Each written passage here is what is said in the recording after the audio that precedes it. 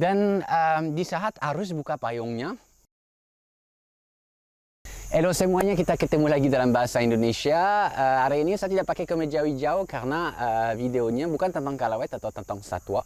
Saya mau bagi dengan kalian pengalaman pertama saya terjun payung alias skydiving. Waktu itu saya belajar karena ada rencana akan ada adegan skydiving dalam salah satu dokumenter yang saya buat di Prancis. Sayangnya acara itu tidak jadi, tapi saya sempat training skydiving dan menjadi hobi baru buat saya. Jadi waktu itu saya belajar dan saya tidak pernah tandem. Saya tidak pernah loncat dari pesawat bersama orang lain atau terikat dengan instruktur. Saya benar-benar loncat sendiri ditemanin sama instruktur, tapi saya tidak tandem. Saya punya parachute sendiri. Jadi rasa gugupnya luar biasa, tapi waktu itu saya benar-benar dari dulu sih sebenarnya pengen merasa skydiving, pengen merasa jatuh, tidak terikat ke siapa-siapa, dan itu kurang lebih selama 1 menit. Karena loncatnya sekitar 4000 meter dari tanah atau ketinggian sekitar kurang lebih 5000 meter dari permukaan laut. Jadi video pertama, loncatan saya yang pertama.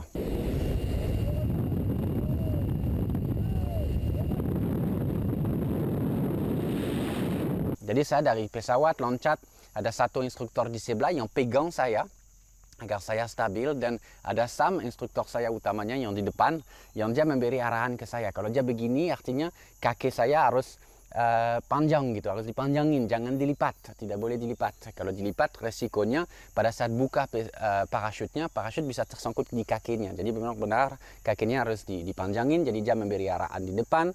Dan dia juga suruh saya untuk simulasi buka payung. Kalau kita buka payung, kita begini jatuhnya. Kita satu tangan harus ke belakang untuk mencari ekstraktor. Itu merupakan satu pipa kecil di belakang. Dan tangan di sebelah itu maju ke depan untuk menimbangi di anginnya agar kita tidak terbalik atau terputar. Jadi kita begini. Dan kita harus begini, ambil ekstraktornya. Kita harus lakukan beberapa kali, itu yang kita pelajari agar kita merasa biasa. Waktu itu dia suruh aku lakukan hal itu. Dan kemudian suruh aku lihat altimeter. Di sebelah saya itu ada altimeter, jadi ketinggian saya terlihat dengan jelas. Dan juga ada indikasi kapan harus buka payungnya.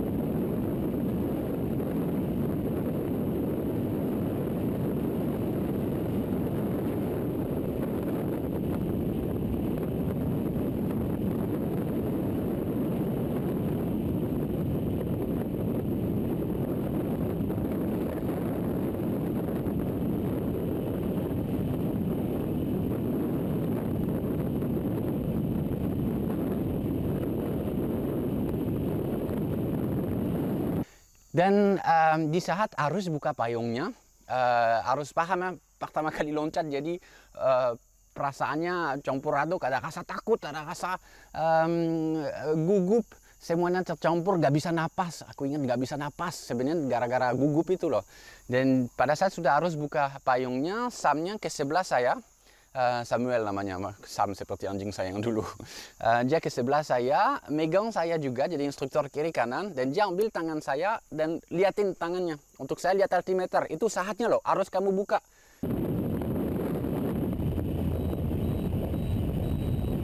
Dan saya blank, saya lihat altimeter dan nggak paham yang sedang terjadi.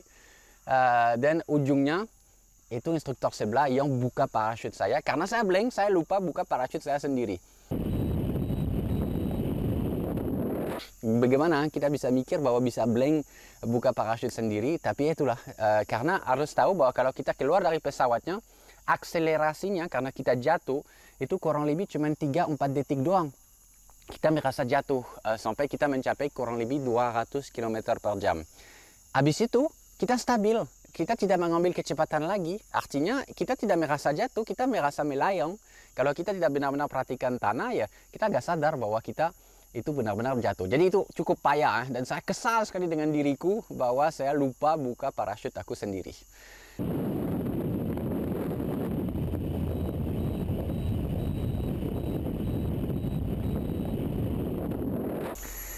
Video kedua, loncatan saya kedua, itu lucu karena helm saya kurang kencang, jadi helmnya itu melayang di atas kepala saya seperti ini dengan rambut yang lewat itu cukup lucu. Pipi saya juga nggak karuan karena masih belum bisa kuasain tubuh saya sendiri itu terhadap adrenalin, angin kencang. Dan helm saya yang tidak kencang itu membuat situasi yang cukup lucu.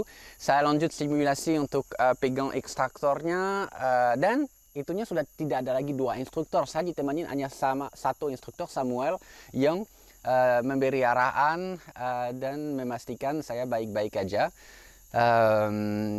Itu cukup menegangkan dan itu beberapa jam aja dari loncatan saya yang pertama di hari yang sama. Jadi itu pertama kali di video kedua saya berhasil buka sendiri ekstraktornya. Saya mulai bisa napas dan semuanya berjalan cukup lancar. Selain muka saya itu konyol sekali dengan helm saya yang melayang. Kita lihat videonya.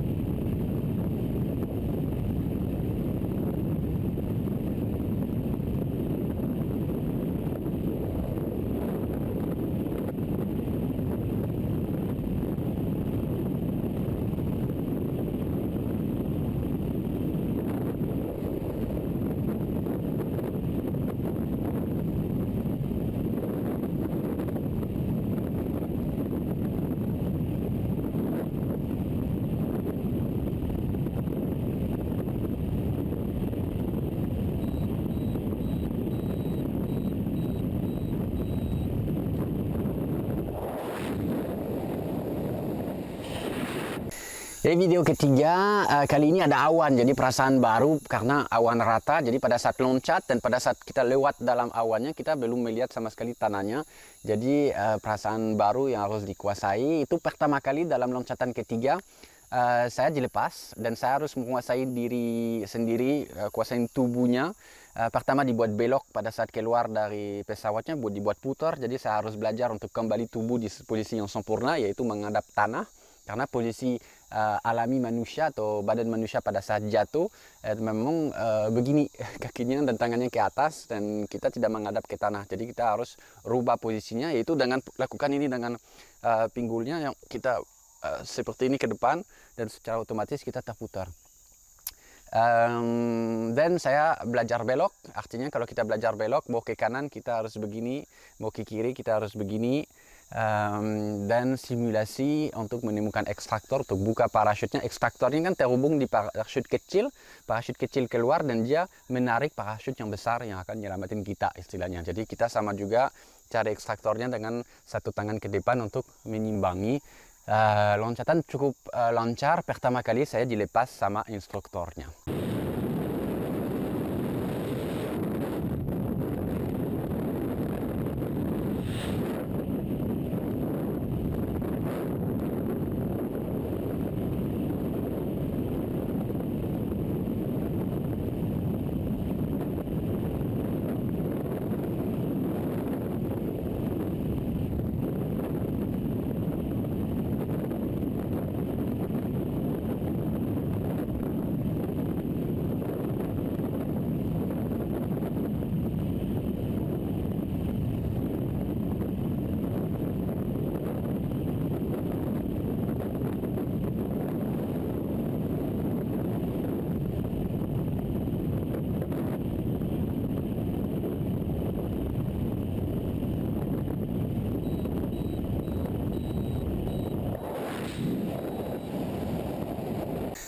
Jadi video keempat, loncatan keempat ini menarik karena instrukturnya benar-benar bikin saya terputar-putar.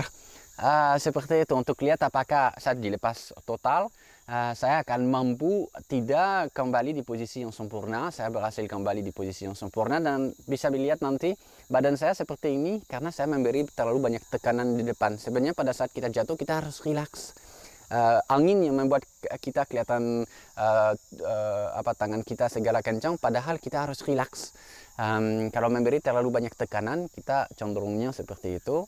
Cukup lancar, tapi bisa dilihat tangan saya itu susah banget dapat ekstraktornya. Karena mungkin terlihat gampang ada di sini, tetapi pada saat jatuh kita memang harus sering ulangin, khususnya di awal seperti saya pemula, untuk benar-benar secara alami bisa dapat ekstraktornya untuk buka parachute. Itu sangat penting dan bisa dilihat di video ini bahwa saya kesusahan dapatnya, tapi ujungnya saya dapat dan saya bisa buka parachute sendiri.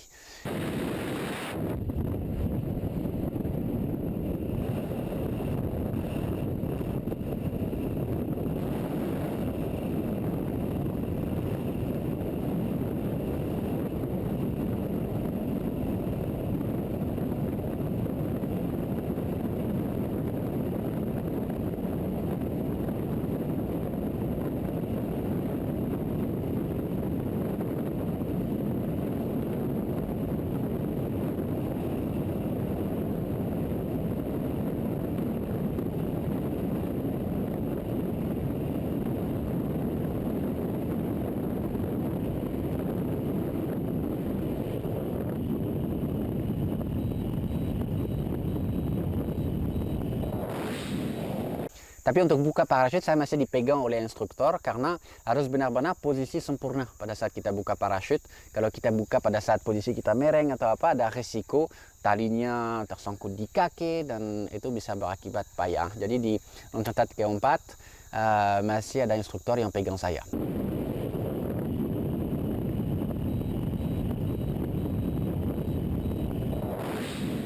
Jadi video kelima, saya tidak dipegang sama instruktur sama sekali. Saya simulasi semuanya, belok, mencari ekstraktor. Semuanya berjalan lancar, bisa lihat di videonya, tapi perhatikan gambar terakhir dari videonya.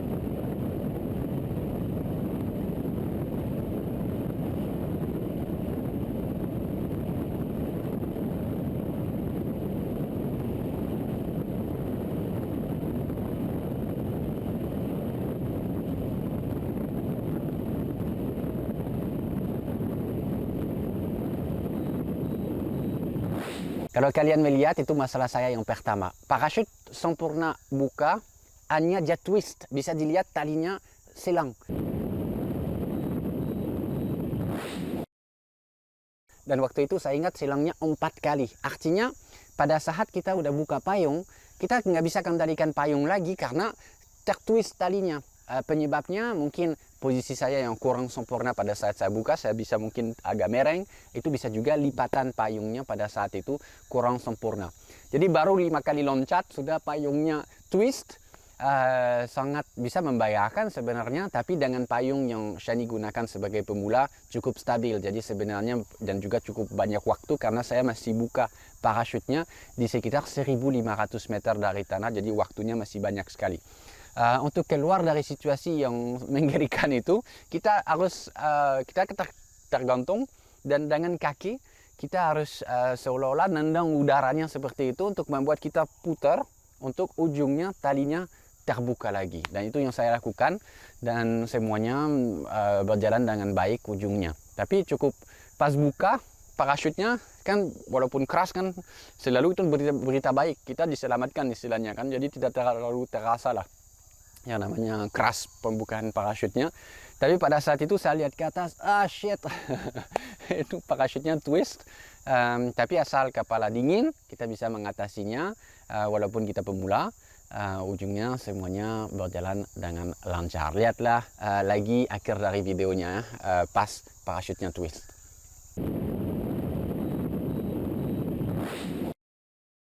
Dan loncatan ke-6 terakhir diawasi sama instruktornya, jadi baru 6 kali loncat kan sudah yang terakhir karena semua berjalan dengan lancar.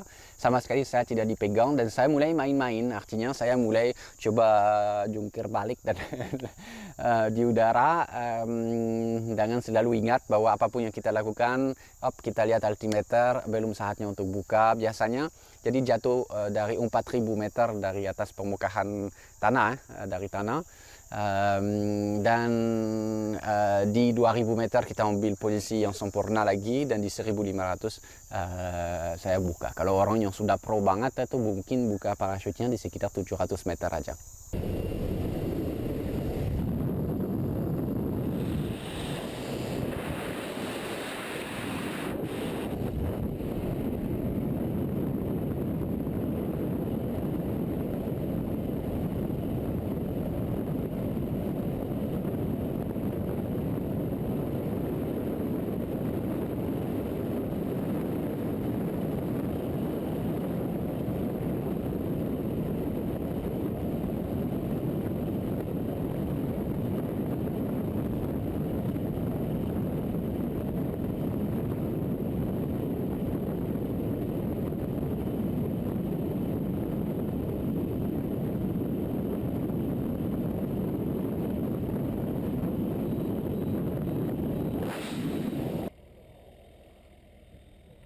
Allez, debout, ouais.